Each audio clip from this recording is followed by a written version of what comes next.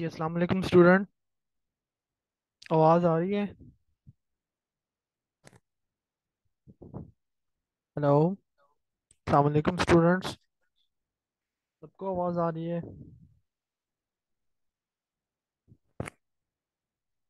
जी, तो हम शुरू करने जा रहे हैं ऐसे का टॉपिक जिसमें हम पढ़ेंगे अनडॉक्यूमेंटेड इकोनॉमी, बून और बैन। तो इसमें हमें ऐसे में हम दो पर्सपेक्टिव हैं। हमने एक साइड पे जाना है, तो हम सबसे पहले वो चूज़ करेंगे कि हमने किस साइड पे जाना है। तो मैंने जब ऐसे, क्योंकि ये एक ऐसा टॉपिक है, हम आप इसके लिए फोन में तो जा ही नहीं सकते। जा सकते हैं तो मतलब इसके थोड़ा सा ज़्यादा नहीं बता सकते। आप मतलब थोड़ा एक आर्गुमेंट बताना है कि उसके में कंट्रास्ट में एक, बस ज़्यादा ज़्यादा नहीं बताने आपने, इतना काफ़ी है। तो मेरा नाम अतीकुर रहमान है और मैं सीएसएस का मेंटोर हूँ। तो मैं ऐसे का टॉपिक या कोई भी करंट अफेयर का टॉपिक हो वो मैं आपको इजीली पढ़ा सकता हूँ। आपने मेरा पैटर्न चेक करना है तो आप इस मतलब वीडियो में आप चेक करेंगे। तो उसके अलावा आपको जो डॉक्यूमेंट्स भी मिल जाएगा। मतलब मैं जो है ना पहले प्रिपेयर करता हूँ, उसके बाद आपको मैं लेक्चर दूंगा उस पर, फिर आपको मैं अपलोड करता हूँ मैं अपने पेज पे। तो ये आपको मैं साथ शेयर करूँगा उस पेज पे। इंस्टाग्राम पे मेरा पेज है और फेसबुक पे भी मेरा पेज है। यूट्यूब पे भी मैं ये लेक्चर अपलोड करूँगा। ये तो एक मतलब ट्रायल है, तो आगे हम देखेंगे क्या करना है। स्टार्ट करते हैं अनडॉक्यूमेंटेड इकोनॉमी, बोन और बैन। सबसे पहले हम इंट्रोडक्शन की तरफ जाएंगे। इंट्रोडक्शन में हमने एक जेनेरिक स्टार्ट करना है, या तो फिर हमने एक कोटेशन के साथ स्टार्ट करना है, या रिपोर्ट के साथ स्टार्ट करना है। इतना ज़्यादा डीप में नहीं चले जाना कि उसकी सारी स्टोरी बतानी है जेनेरिक में। मतलब आप ना आधा पेज जेनेरिक पे लिख दो और उसके बाद अपना ऐसे शुरू करो। ऐसे कभी भी नहीं करना। आपने सबसे पहले एक सेंटेंस या कम ज़्यादा से ज़्यादा दो सेंटेंसेस आप में लिखने हैं बस जेनेरिक में। जैसे कि मैंने ये एक यहाँ पे लिखा है, द इंटरनेशनल लेबर ऑर्गेनाइजेशन, ये एक मैंने रिपोर्ट को कोट की है, इसके साथ मैं स्टार्ट कर सकता हूँ। Considers as informal those economic activities which use illegal means to achieve legal objectives। इसका मतलब ये होगा, हम जो भी इलीगल तरीके से एक लीगल मतलब इलीगल तरीके से जो भी कुछ लीगल करते हैं, तो या पैसे कमाते हैं, तो इसके जरिए हम इसको हम कहते हैं इनफॉर्मल इकोनॉमी या अनडॉक्यूमेंटेड इकोनॉमी। इसके मैं आगे दूसरे हेडर में मैं आपको बताऊंगा कि इसके काफी सारे नेम हैं। जो है मेजर हैं वो चार हैं, वो मैं आपको बताता हूँ। एक स्कॉलर है अमेरिकन, तो उसने एक अपने आर्टिकल में लिखा था, आर्टिकल का नाम था reflection on the meaning and measurement of unobserved economies, what do we really know about the shadow economy. ये उसका आर्टिकल पब्लिश हुआ था। अमेरिकन का, अमेरिकन बंदा है, इजर फैन इसका नाम है।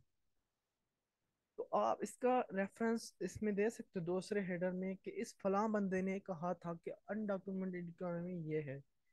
तो जब आपका ऐसे चेक करने वाला हुआ, तो वो कहेगा यार इसने तो बंदे को भी कोट किया है, ये तो मतलब एक रेफरेंस के तौर पे आप उसने यूज किया है आपने, तो आपको मार्क्स दे देगा वो, कभी भी इसको गलत नहीं कहेगा। तो आपने ये बता दिया, अब आप इसके बारे में बताएंगे कि इसने क्या कहा है। Economy is variously described as grey, black, subterranean, cash in hand, off the book, moonlight, undeclared, hidden, unofficial, concealed, parallel, invisible, occult, irregular, shadow, underground, unobserved, unreported, unrecorded, illegal and informal। ये सारे नाम हैं उनके, informal economy या undocumented economy के। तो ये बंदा उसको डिस्क्राइब करता है। आप ये सारे नेम लिख दें तो छा जाएंगे आप तो। These economies comprises the activities of individuals, households, firms that evade, avoid, avoid, circumvent, elude, or exclude from, or not subject to the rules and conventions of established institutions। इसमें यही बताता है कि ये सारे जो नेम हैं, एक हम इलीगल तरीके से पैसे कमाते हैं, या इकोनॉमिक एक्टिविटीज करते हैं, बिजनेस वेंचर्स करते हैं, तो ये इसको कहते हैं हम अनडॉक्यूमेंटेड इकोनॉमी। अब थोड़ा सा हम कंट्रास्ट की तरफ जाएंगे। ये जाहिर सी बात है, जब हम एक चीज़ के बारे में बता रहे हैं तो हम दूसरी चीज़ के बारे में बताएंगे, थोड़ा सा बताएंगे कि हमें हमारा जो एफ है वो एक डिजायरेबल बन जाएगा, अच्छा बन जाएगा। कि चेकर को ये मतलब फीलिंग्स देगा कि यार ये जाहिर सी बात है फॉर्मल इकोनॉमी ये है, तो उस बंदे ने ये चूज किया है, तो जाहिर सी बात है फॉर्मल इकोनॉमी अच्छी है। और वो प्रूव कर देगी आपके आर्ग्यूमेंट को, बस ये मैं कहना चाहता हूँ। अब फॉर्मल इकोनॉमी क्या है, वो भी मैंने एक रेफरेंस के तौर पे, आप मैंने एक रेफरेंस निकाला है कि Martha Alter Chen in his published article named as rethinking the informal economies linkage with the formal economies farm economy and the formal regulatory environment. आप इस बंदे का कोट कर दें, उसके बाद ये फॉर्मल इकोनॉमी के बारे में बता दें कि regulated economies units, economic unit and protected works. इसमें होता है कि आपके जो है रेगुलेटेड वर्क होते हैं, आपके रजिस्टर्ड होता है सारा जो काम, बिजनेस एक्टिविटीज आप रजिस्टर्ड होती हैं, ये स्टेट को फायदे में है, क्योंकि स्टेट फिर इससे ना टैक्स कलेक्ट करती है। तो ये आप थोड़ा सा आर्ग्यूमेंट दे देंगे। उसके बाद हम तीसरे हेडर पे जा रहे हैं, how undocumented economy is a Ben for a country. अब हमारा जो मेन ऐसे है वो इस पे हम आ गए हैं, उसमें हमें हमने आर्गुमेंट देने हैं आगे, किस तरह प्रूव करना है कि बैंक किस तरह है पाकिस्तान या किसी भी कंट्री के लिए। क्योंकि हमारा ऐसे जो है ना वो जेनेरिक है, उसने ये नहीं कहा कि पाकिस्तान में जो है अनडॉक्यूमेंटेड इकोनॉमी क्या है। हमने सिर्फ बताना है जेनेरिक। आप एग्जांपल्स के तौर पे पाकिस्तान को कोट कर सकते हो, आप एग्जांपल के तौर पे किसी भी कंट्री को कोट कर सकते हो। तो हम अब जा रहे हैं थर्ड हेडर के तरफ, और उसके बाद हम बताएंगे कि लिसीन countries revenue generation due to the tax evaders. अब जो है हमारा रेवेन्यू जनरेशन क्यों नहीं बढ़ता, काफी सालों से पाकिस्तान जो है वो कोशिश कर रहा है कि इसको मतलब टैक्स कलेक्शन, क्योंकि हमारी आबादी कितनी, आप ये देखें 22 करोड़ से ज्यादा हमारी आबादी हो गई है। तो हमारे टैक्स कलेक्टर कलेक्टर कितने जो कलेक्ट करते हैं वो कितने हैं, 2 मिलियन पर्सन। ये देखो आप इतना अंदाजा लगा लो कि बाकी लोग टैक्स पे ही नहीं कर रहे। तो अब हमारे जो बाकी लोग जो कमा रहे हैं या फिर अपना गुजारा कर रहे हैं वो किस तरह कर रहे हैं, वो रजिस्टर्ड है ही नहीं है। तो वो होती है informal economy.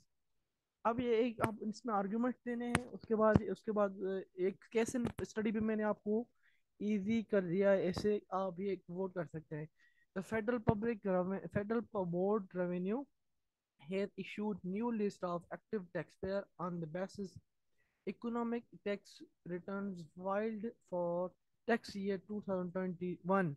According to the new active taxpayer list, about 2.88 million taxpayers have been placed in the list. About 0.7 million active taxpayers are more in the latest ATL as compared with the previous last year. तो देखें आप, इसमें एक proof भी आ गया और आपका argument भी क्लियर हो गया। ये होती है चीज़ ऐसे में, ठीक है। ये हम जो है ना टैक्स नहीं देते, उसका नुकसान हमें हमारे कंट्री को उठाना पड़ता है। अगर जितना हम टैक्स देंगे तो टैक्स वो हमारे ऊपर ही खर्च होगा, तो हमारी जो है ह्यूमन डेवलपमेंट पे काम आएगी, ह्यूमन स्ट्रक्चर में, ह्यूमन जो इंफ्रास्ट्रक्चर है, तो उसमें हम टैक्स स्टेट जो है काम कर सकती है बेहतर। उसके बाद मैंने बाकी भी सारी कोटेशन दिए, आपकी जो मर्जी है आप उनमें से उठा लें। आप मतलब एक ऐसे को अच्छा बनाने के लिए। अब दूसरी जो रिपोर्ट मैंने कोट की है, according to the economic survey of Pakistan, overall tax revenues increase 9.4% of GDP. अब जीडीपी को हम कंपेयर कर रहे हैं, टैक्स टू जीडीपी रेशो हमारा क्या था। अब ये मैंने उठाई है इकोनॉमिक सर्वे में से रिपोर्ट थी, उन्होंने एक लिखा हुआ है कि जो है अब हमारा जो टैक्स कलेक्शन है वो जीडीपी में जो बढ़ गया है, पहले मतलब पहले था 3.9% ऑफ जीडीपी, ये 20 के बाद है 3.9.3। अब जो है हमारा 9.4% ऑफ जीडीपी इन 2021। ये एक रिपोर्ट इसने दी है इकोनॉमिक सर्वे ने। अब जो 22-23 का जो आगे आएगा तो वो उसमें आप इसको लेटेस्ट कर सकते हैं। थर्ड इसमें मैंने इसकी रिपोर्ट दी है According to the Journal of Sustainable Finance and Investment, the size of Pakistan's economy, informal economy, is estimated to be as much as 56% of the country's GDP. ये भी आप परफेक्ट रिपोर्ट बनती है। आप एक पैराग्राफ को prove करने के लिए कि इस फलां बंदे ने ये कहा है, तो आपकी जो है आपका पैराग्राफ कोई भी कभी गलत नहीं कर सकता। 56% आपकी कंट्री जो है इनफॉर्मल इकोनॉमी में डूबी हुई है। तो कैसे मुल्क पाकिस्तान इकोनॉमी तरक्की करे, या जो है डेवलपिंग कंट्री कैसे तरक्की करे, तब इनफॉर्मल इकोनॉमी का आधा से ज़्यादा आपका जो है मुल्क का हिस्सा इनफॉर्मल इकोनॉमी में मतलब कर रहा है, मैनेज कर रहा है। अब इसमें जो है सबसे ज्यादा फाके, अब एक ये भी अच्छा आर्ग्यूमेंट है में जो लिखा हुआ है नीचे, narrow tax base particularly agriculture contributing minimally to the tax collection. अब देखें पाकिस्तान जैसे ममालिक, आप देखें उनमें सबसे ज्यादा एग्रीकल्चर प्रोडक्ट है। पाकिस्तान का सबसे ज्यादा एग्रीकल्चर प्रोडक्ट होता है, जहाँ से वो पाकिस्तान ज्यादा कमाता है। तो अगर वो टैक्स नहीं देंगे, ऑलमोस्ट ऐसे होता कि एग्रीकल्चर हमारा सारा पूरा टैक्स नहीं देता। अब जो एक फार्मर है, तो वो शुरू से लेके वो लेता तो मतलब कि काश्तकारी के लिए सामान जो होता है, काश्तकारी के लिए जो फीड वगैरह होती है, मतलब ज़मीन के लिए, वो उस पैसे में वहाँ पे टैक्स दे आता है। और वो जब वो कमाता है, वो एक फसल उगती है फिर वो बेचता है, तो उसमें कोई भी स्टेट उसको इन्वॉल्व नहीं करती, ना वो टैक्स पे कर रहा है। तो ये एक स्टेट के लिए नुकसान है। ठीक है। तो पाकिस्तान जैसे ममालिक की मैं बात कर रहा था, कई कई ऐसे अफ्रीकन कंट्री हैं, वहाँ पे एग्रीकल्चर जो है सबसे ज़्यादा है। अगर वो कंट्रीब्यूट करते हैं हमारे जीडीपी में, तो फिर क्या ही बात हो जाए, तो हमारी इकोनॉमी बूस्ट हो जाएगी। और उसके बाद हम दूसरे आर्गुमेंट की तरफ जा रहे हैं, परमिटिंग दी फॉरेन एक्सचेंज रिजर्व्स। इसको हम कैसे प्रूव करेंगे? इसके इसके लिए मैंने ये तीन चार पॉइंट्स लिखे हैं। सबसे पहले आपने बताना है कि किस तरह फॉरेन एक्सचेंज क्राइसिस हमारे कंट्री में आते हैं, या फॉरेन एक्सचेंज किस तरह कम होते हैं।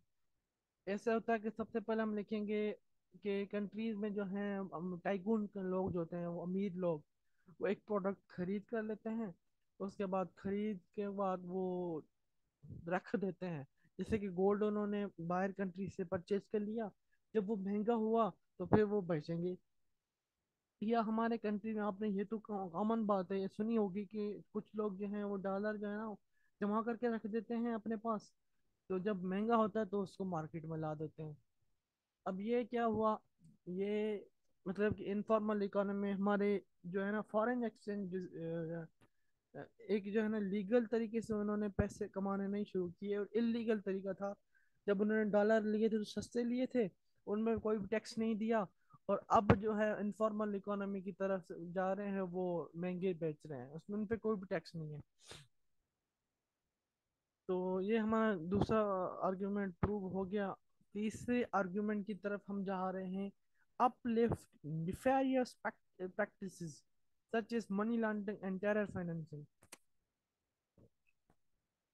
अब आप एक देखें कंट्री में कई लोग जो हैं वो इनफॉर्मल इकोनॉमी की तरफ जा रहे हैं। 56 जैसे पाकिस्तान ममालिक जैसे हैं, पाकिस्तान की अगर हम बात करें तो 56 इनफॉर्मल इकोनॉमी है।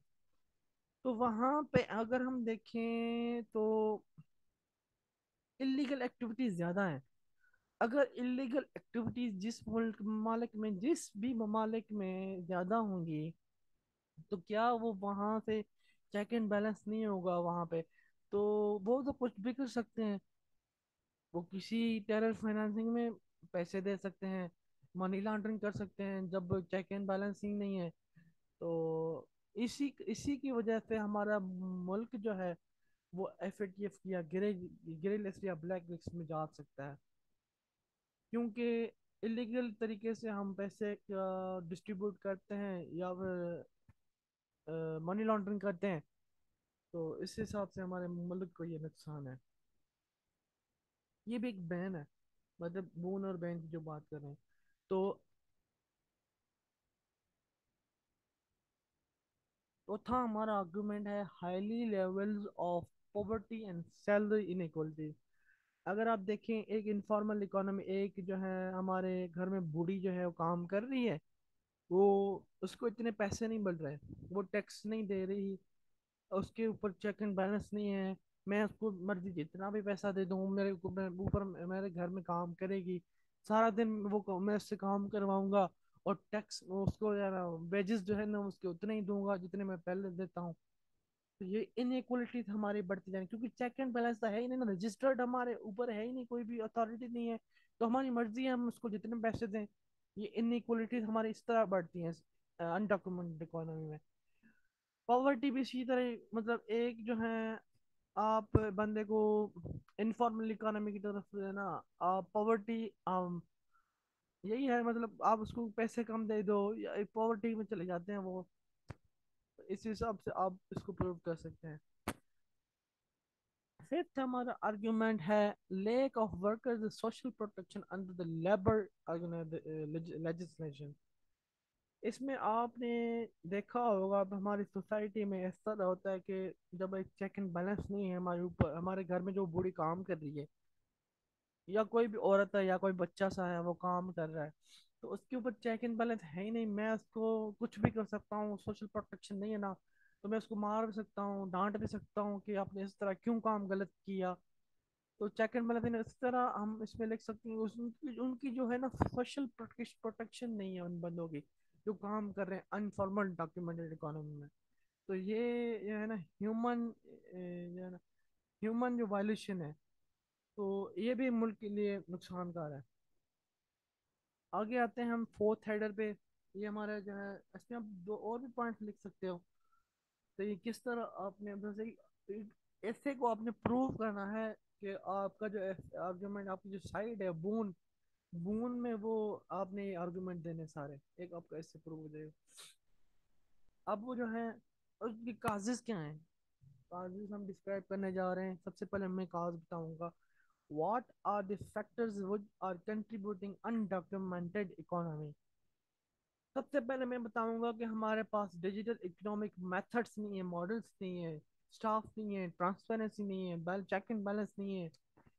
जब तक हमारे मुल्क में एक डिजिटल मेथड नहीं आएगा, एक बंदों को चेक एंड बैलेंस करने वाला माहौल या हमारे मेथड्स नहीं आएंगे, टेक्निक्स नहीं आएंगी, तो हम कभी भी मतलब कि एक डॉक्यूमेंटेड या फॉर्मल इकोनॉमी की तरफ नहीं जा सकते। इसलिए हमारे मुल्क में लाजमी है कि डिजिटल की डिजिटलाइजेशन हो, और हमारे जो है सख्त पॉलिसीज हो, स्ट्रिक्टनेस हो पॉलिसीज पे, इम्प्लीमेंटेशन हो पॉलिसीज की। तो उसके लिए हम फॉर्मल बना सकते हैं अपनी इकोनॉमी को। दूसरी बात यह है कि हम myopic view of politician over in controlling undocumented economy because they are their self a part of it. अब हम बड़े लोग जो देखेंगे, अब जो पॉलिटिशियंस हैं, टाइकून्स हैं, बिजनेस टाइकून, तो वो सारे इसी में मुलविस होते हैं। तो वो किस तरह एक मुल्क को बचा सकते हैं, एक फॉर्मल की तरफ, फॉर्मल इकोनॉमी की तरफ किस तरह ले जा सकते हैं, जब वो खुद ही इस तरह में इन्वॉल्वमेंट होने फेरियस एक्टिविटीज में। तो ये आप उसमें बता देंगे कि वो खुद इस तरह इन्वॉल्व हैं, तो उनकी जो मायोपिक व्यू है, मायोपिक लुक है, वो एक इनफॉर्मल इकोनॉमी को एक मतलब देखते तो हैं हमारे मुल्क में, पॉलिसी भी बनाते हैं फिर उसको इम्प्लीमेंटेशन नहीं करते, ताकि वो खुद भी इससे फायदा उठा सके। थर्ड आर्गुमेंट इसमें देंगे कि रीजन बताएंगे unequal privileges among the masses fostering to earn money by illegal methods.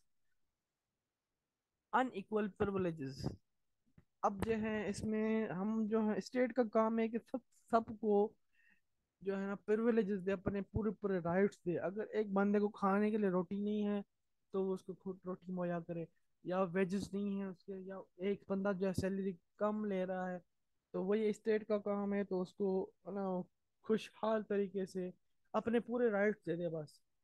तो इसी तरह अगर वो राइट्स उनको नहीं मिलेंगे, एक बंदे को ज्यादा मिल रहे हैं, एक अमीर है एक गरीब है, अगर उसको मतलब नहीं मिल रहे हैं अपने राइट्स, जिसको कम मिल रहे हैं, तो वो फिर इसी की तरफ जाएगा, जाहिर सी बात है, इलीगल मेथड्स कमाने की तरफ, या फिर वो स्मगलिंग करेगा, ट्रक ट्रैफिकिंग करेगा, किसी ना किसी इन्वॉल्वमेंट इनफॉर्मल, क्योंकि वो हमारे टैक्स में है ना। एक बंदा कमाता ही 20-50 रुपए है, वो भी इसमें से टैक्स दे दे तो फिर क्या मतलब बच जाएगा उसके लिए। उसके बाद फोर्थ आर्ग्यूमेंट है growing in iniquitous practices of earning money due to the worsening effects of natural disaster including pandemic। इसमें मैंने आर्टिकल पढ़ा, डान का आर्टिकल है, वो बताता है कि जब नेचुरल डिजास्टर्स हमारी कंट्री में आती हैं तो वो जो लोग हैं वो तो बेरोजगार हो जाते हैं। जैसे पेंडेमिक में वैसे हुआ कि कोरोना वायरस आई, तो कोरोना वायरस आया तो उसके में जो है ना सारे कारोबार वेंचर्स बंद हो गए, और बंदे जो है कहाँ से खाएं, फिर कहाँ से कमाएं। तो इन्हीं हालात में हमारा जो है कंट्री या जो मैसेज हैं वो फिर इलीगल प्रैक्टिस की तरफ जाते हैं। और फिफ्थ नंबर इसमें आर्ग्यूमेंट है lake of education among the message. जब हमारे लोगों को एक इल्म ही नहीं होगा कि अनडॉक्यूमेंट और डॉक्यूमेंटेड इकोनॉमी क्या है, तो फिर वो इसके बारे में क्यों सोचेंगे। या एक जो रूरल बंदे हैं, अर्बन बंदे को तो थोड़ा बहुत चलो पता ही लग जाता है, एजुकेशन उनकी अच्छी होती है, अवेयरनेस हमें अच्छी है। जब एक रूरल बंदा विलेज में रहता है तो उसको कैसे मालूम कि मुझे अपना जो है कारोबार रजिस्टर करवाने से मेरा फायदा होगा। ये भी स्टेट के लिए मतलब लाजमी है कि एक जो है ना इनफॉर्मल इकोनॉमी जो है ना वो फॉर्मल इकोनॉमी तब कन्वर्ट हो सकती है जब वो स्टेट उनको रिलीफ देगी। तो ये जब इल्म होगा उन बंदों के पास कि स्टेट हमें अब ना रिलीफ दे रही है, जब हम ये कोई भी रजिस्टर करवा रहे हैं अपना बिजनेस, तो वो खुद करवाएंगे क्योंकि उसमें फ़ायदा है उनका। इसलिए हमारी एजुकेशन लाजमी है, अवेयरनेस लाजमी है। लास्टली, नो, सेकंड लास्टली हम आते हैं वे फॉरवर्ड की तरफ कि हम एक अनडॉक्यूमेंटेड इकोनॉमी को डॉक्यूमेंटेड इकोनॉमी की तरफ कैसे ले जा सकते हैं। सबसे पहले कि हमारे लिए digitalization of the entire process to curb the undocumented. Digitalization हो हमारे जो कंट्री में सबसे जैसे कि अब एफबीआर की तरफ जाएं आप, जो लोग फाइलर होते हैं या नॉन फाइलर होते हैं, अब एक फाइलर से आप पता करेंगे कि फाइलर आप कैसे बने, क्या प्रोसेस है। वो आपको बताएंगे ये करना है वो करना है, इतना प्रोसेस है, लंबा प्रोसेस है, जस्टिस ढूंढना है, पता नहीं क्या क्या।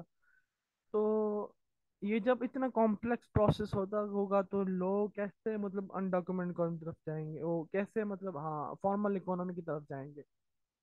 इसलिए ये लाजमी है कि हमारी जो डिजिटलाइजेशन प्रोसेस हो, ठका ठक हम जो है ना क्या करें, एक अपना डॉक्यूमेंट अपलोड करें और वो हमारा वेरीफाई हो जाए, या 1-2 दिन में वेरीफाई हो जाए। इतना मतलब डिजिटलाइजेशन हमारे पास होना चाहिए कि जो है बिजनेस को हम रजिस्टर करवा सकते हैं, इतना मुश्किल ना हो। दूसरे नंबर पर आर्ग्यूमेंट है business can be given a lot of incentives in the term of tax relief because of the because this will incentivize the new business to go with documented account। अब ये मैंने पहले बात कर चुका हूँ, मैं आपको थोड़ी हिंट दे दी पहले, मैंने थोड़ी देर मैंने पहले कि बताया था कि मैं जब एक स्टेट का काम है, जो बिजनेस कोई भी नया बंदा खोल रहा है तो उसमें उसको रिलीफ देना चाहिए। या जो हमारे जो प्राइवेट कंपनीज हैं उनको जब तक रिलीफ नहीं मिलेगा तो वो इलीगल रिलीफ नहीं मिलेगा तो इलीगल एक्टिविटी की तरफ जाएंगी। अगर उनको हम रिलीफ दे दें तो वो नहीं जाएंगी कभी भी इस तरफ।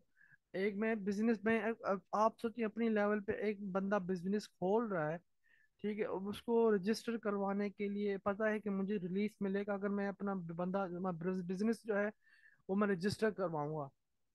जैसे ही मुझे ये पता लगेगा मैं अब खुद ही जल्दी में रजिस्टर करवाऊंगा और प्रोसेस भी हमारा इजी होगा, तो इसमें हमारे जो है कंट्री के लिए फायदा है।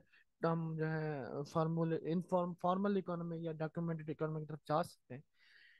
थर्ड नंबर पे हमारा आर्ग्यूमेंट है वे फॉरवर्ड है creating a plethora in apply in employment opportunities for the masses।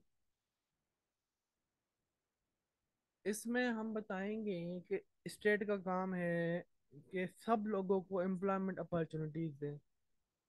अगर मुझे एम्प्लॉयमेंट अपॉर्चुनिटीज नहीं होगी तो मैं मतलब पेट कैसे पालूंगा। मैं फिर ज़्यादा ऐसे सोचूंगा कि मैं कुछ ना कुछ इस तरह करूं कि मतलब स्टेट उसमें इन्वॉल्व ना हो, रजिस्टर कोई भी ना हो, या फिर छोटा रेडी लगा लूंगा, या फिर कुछ इस तरह कुछ ना कुछ मैं कर लूंगा कि काम कर लूंगा जो मैं रजिस्टर्ड नहीं होगा मेरा काम।